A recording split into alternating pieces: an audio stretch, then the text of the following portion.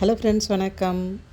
வர புதன்கிழமை அன்னைக்கு விநாயகர் சதுர்த்தி. ஸோ அதனால் விநாயகருக்கு பிடித்த கொழுக்கட்டை எப்படி செய்கிறதுன்னு பார்க்கலாம். இது வந்து பிள்ளையார்பட்டி அந்த கோவிலில் வந்துட்டு பிரசாதமாக கொடுக்குற கொழுக்கட்டை இது. அது எப்படி செய்கிறதுன்னு பார்க்கலாம்.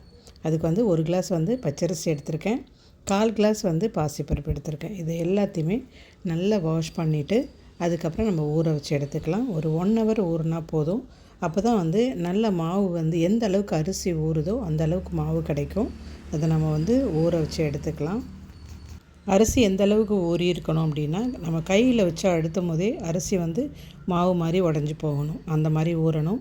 இப்போ ஊற வச்சின அரிசியை வந்து நல்ல ஒரு துணியில் வந்து நம்ம வந்து காய வச்சு எடுத்துக்கணும். துணியில் ஏன் போட்டு எடுக்கிறோன்னா தண்ணி வந்து நல்லா உரியும். இப்போ பிளேட்டில் போட்டு எடுத்தோம் அப்படின்னா தண்ணி அப்படியே தான் இருக்கும்.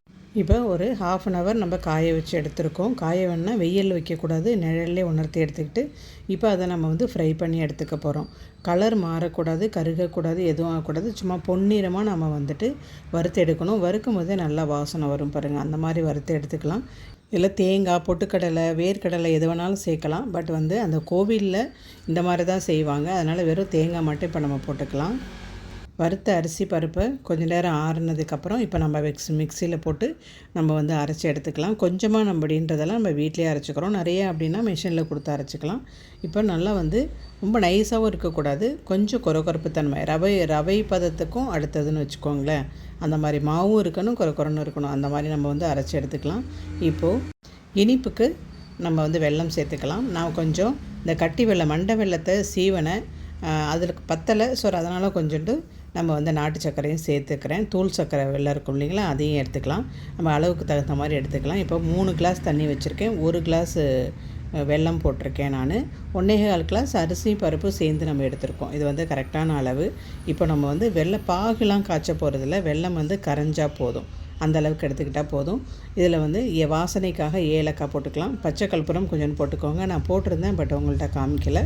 அதில் வந்து கொஞ்சோண்டு வந்து நெய் போட்டுக்கலாம். நெய் போட்டால் ரொம்ப வாசனையாக இருக்கும். நம்ம எண்ணெயும் போட்டுக்கலாம், ஒட்டாமல் இருக்கணும் இல்லையா, அதனால் எண்ணெயும் போட்டுக்கலாம், நெய்யும் போட்டுக்கிட்டால். நெய் போட்டோம்னா கொஞ்சம் வாசனையாக இருக்கும். ஸோ அதனால் நம்ம வந்து நெய் சேர்த்துக்கலாம். வெல்லம் வந்து கரைஞ்சா போதும், பாகுபதெல்லாம் தேவையில்லை. இப்போ நல்லா கொதித்து வந்துருச்சு. இப்போது நாம் பொடிச்சு வச்ச அரிசி பருப்பை இதில் நம்ம கொட்டிடலாம். கட்டி வராமல் கிண்டிக்கிட்டே இருக்கணும். அதே சமயத்தில் அடியும் பிடிக்கக்கூடாது. அந்த மாதிரி கிண்டிக்கிட்டே இருந்தோம்னா அரிசி பருப்பு நல்லா வெந்துட்டு நம்ம ஊற்றின தண்ணி எல்லாமே நல்லா சக் பண்ணிவிட்டு கொஞ்சம் பிடிக்கிற பதத்து கரெக்டாக வரும். இதுதான் பதம் பாருங்கள், கரெக்டாக வந்துருச்சு. இது நம்ம வந்து உடனே செய்ய முடியாது, சூடாக இருக்கு இல்லையா, கையால் தான் பிடிக்க போகிறோம். ஸோ அதனால் கொஞ்சம் நேரம் அப்படியே கொஞ்சம் ஆறட்டோன்னு மூடி வச்சிடணும். திறந்தே வைக்காமல் மூடி வச்சாதான் அந்த மாவு அரிசி இன்னும் கொஞ்சம் எல்லாமே வேகாத அரிசியெல்லாம் அப்படியே வெந்துடும். அதனால் மூடியே இருக்கட்டும். ஒரு கரெக்டாக ஒரு 10 நிமிஷம் போதும், அதுவே ஆறிடும். அப்புறம் கையில் பிடிக்கிற அளவுக்கு வந்துருச்சு. இப்போது நம்மள்கிட்ட அச்சு இருக்கும் இல்லையா, மோதக அச்சு இருக்கும், அதில் நம்ம அச்சு வச்சு எடுத்துக்கலாம். ஆனால் வந்து இந்த மாதிரி கையாலையும் உருட்டி, இப்போ அச்சு இல்லை அப்படின்னா இந்த மாதிரி கையால் உருட்டி எடுத்துக்கலாம். கண்டிப்பாக எல்லார் வீட்லேயும் அச்சு இருக்கும். இந்த மாதிரி அச்சியில் கொஞ்சம் எண்ணெய் ஊற்றிட்டு நம்ம ரெடி பண்ண மாவை எடுத்து கொஞ்சம் கொஞ்சமாக அதில் ஃபில் பண்ணி நம்ம கொழுக்கட்டை ரெடி பண்ணலாம். ரொம்ப ஈஸியாக ஒரு 1/2 ஹவர் போதும் இதுக்கு. நம்ம முதல் நாளே வந்து அரிசி பருப்பெல்லாம் ரெடி பண்ணி வச்சிட்டோம் அப்படின்னா வித்தின் ஒரு 1/2 ஹவர் நம்ம ரெடி பண்ணலாம். பிடிக்கிறதுக்கு தான் டைமு, வேகிறதுக்கு ஒரு 10 நிமிஷம் போதும், அவ்வளோதான். இப்போ புதன்கிழமை அன்னைக்கு விநாயகர் சதுர்த்தி அப்படின்னா நம்ம வந்து டியூஸ்டேவே என்ன பண்ணணும், செவ்வாய்க்கிழமை அன்னைக்கு அரிசியெல்லாம் கொஞ்சம் அளவாக ஊற வச்சுட்டு, காலையிலே ஊற வச்சுட்டு அதை வந்துட்டு நம்ம கொஞ்சம் நேரம் காய வச்சு அதை வறுத்து எடுத்து இது எல்லாத்தையுமே ரெடி பண்ணி ஃப்ரிட்ஜில் வச்சுக்கிட்டோம் அப்படின்னா காலையில் எந்திரிச்ச உடனே நம்ம வந்து கொழுக்கட்டை ரெடி பண்ணி சாமிக்கு படைச்சிடலாம். இது கொஞ்சம் ஈஸி மெத்தட். சப்போஸ் ஒர்க் பண்ணுற லேடிஸ் இருந்தாங்க அப்படின்னாக்கா கொஞ்சம் இது ஈஸியாக இருக்கும். எல்லா வேலையும் ஒரே நாளில் செஞ்சோம் அப்படின்னா இது லாங் ப்ராசஸாக இருக்கும். ஒரு நாள் முன்னாடியே இதை செஞ்சு வச்சுக்கிட்டோன்னா ரொம்ப ஈஸியாக இருக்கும். இப்போ இருந்த மாவு எல்லாத்தையுமே நம்ம ரெடி பண்ணி வச்சுக்கிட்டோம்.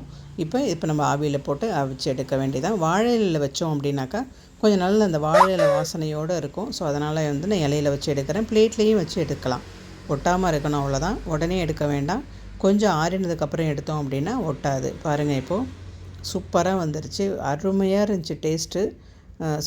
இப்போ பரிமாறுற வேலை தான். கொண்டக்கடலையை நம்ம ஊற வச்சிட்டோம் அப்படின்னா இது கூட கொண்டக்கடலை அவிச்சு அதை தாளித்து எடுத்துட்டோம் அப்படின்னாக்கா விநாயகருக்கு படைச்சி எடுத்துடலாம். கொஞ்சம் சக்கரை பொங்கலும் வச்சு படைக்கிறது ரொம்ப நல்லது. அவ்வளோதான், நம்ம வீட்டில் கொழுக்கட்டை ரெடி பண்ணியாச்சு. இதே மாதிரி நீங்களும் செஞ்சு பாருங்கள். செஞ்சு பார்த்துட்டு எப்படி இருக்குன்னு கமெண்ட்ஸில் சொல்லுங்கள். ரொம்ப சாஃப்டாக சாப்பிட்றதுக்கு ரொம்ப டேஸ்டியாக இருந்துச்சு. இதில் அப்படியே தேங்காய்லாம் நம்ம வந்து வறுத்து போட்டிருக்கோம். இதில் வந்து உங்களுக்கு விருப்பம் அப்படின்னாக்கா முந்திரி பருப்பு இதெல்லாமே போட்டுக்கலாம், நம்மளோட விருப்பம்தான். இதில் வந்து கோவில் பிரசாதம் மாதிரியே நம்ம ரெடி பண்ணியாச்சு. அதனால தான் நான் எதுவும் முந்திரி பருப்பு எதுவுமே போடலை. அப்படியே வந்து அந்த கோவில் பிரசாதம் மாதிரியே நம்ம ரெடி பண்ணிட்டோம். அவ்வளோதான் வீடியோ எண்டுக்கு வந்துட்டோம். இந்த வீடியோ உங்களுக்கு பிடிச்சிருந்துச்சின்னா நம்ம சேனலை சப்ஸ்கிரைப் பண்ணி சப்போர்ட் பண்ணுங்கள். மீண்டும் ஒரு அடுத்த வீடியோவில் சந்திக்கலாம். அது வரைக்கும் இட்ஸ் உமா செல்வா. தேங்க்யூ.